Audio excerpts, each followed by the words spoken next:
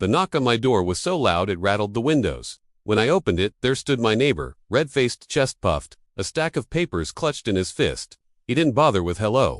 He jabbed the papers at me and barked, "You need to demolish this house. You built it on my property." For a second, I thought he was joking. My house. The one my grandfather built with his own hands, the one that had stood on this land for over 50 years, his property. But his expression wasn't a joke. It was arrogance.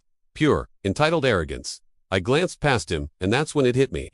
For 3 years, he'd been living on a piece of my land squatting without permission, pretending it was his. He'd fenced it, mowed it, even built a shed on it. And now, after stealing 3 years of my soil, he had the audacity to demand I bulldoze my own home. My fists tightened, but I kept my voice cold. "UVA got 5 seconds to step back before I make you regret ever walking up here." He smirked. "You won't be smirking when the judge sees these." He waved the papers. "Deeds, surveys, proof. Everything I need to take this house down."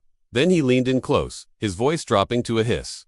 "Pack your things. Because soon, this will all be mine." I slammed the door in his face, my blood boiling. But instead of panicking, I smiled.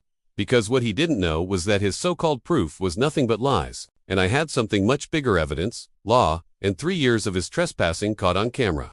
The battle began fast. Within a week, he dragged me to court, strutting in like he already won. "Your Honor," he said proudly, "this man built his house on my land. I demand immediate demolition and full compensation." The courtroom buzzed. The judge turned to me, eyebrow raised. "Do you have anything to say in your defense?" I stood, calm as ever, and handed the judge my binder. Inside, every deed, every map, every survey stamped and notarized across decades.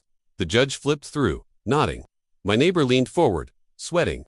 Then I pulled out the final piece high-resolution drone footage from the past 3 years. On the big screen, the courtroom watched as my neighbor was caught mowing my fields, expanding his fence line, holding barbecues, even building his shed all on my land. The gasps were deafening. His face turned ghost white. I turned to him, voice sharp. "You've been squatting on my land for 3 years. You stole what didn't belong to you, and now, you think you can take my house too. Not today. Not ever." The judge's gavel slammed. Case dismissed. Defendant owns the property beyond dispute. Plaintiff is guilty of trespassing and fraud. The courtroom erupted. My neighbor collapsed into his chair, his arrogance shattered. The judge wasn't done. "Furthermore, this court orders you to vacate immediately, pay damages for illegal use of the land, and cover all court costs." I leaned in, my words like ice. "You wanted me to demolish my house. The only thing coming down is your lie. And after this, you won't even have your shed."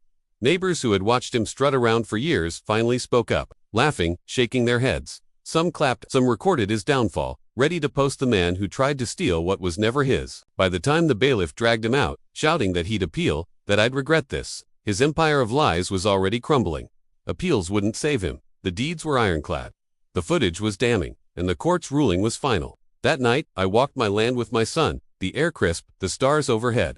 We reached the fence he had built, the fence that cut into my soil. With one hard kick, the posts snapped, crashing to the ground. My son laughed, his voice bright.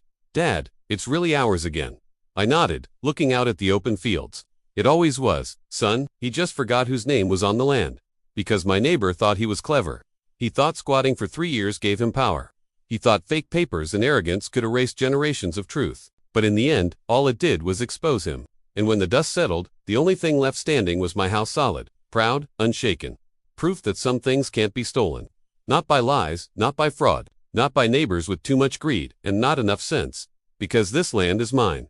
This house is mine. And no one, not even a neighbor drunk on arrogance, will ever change that.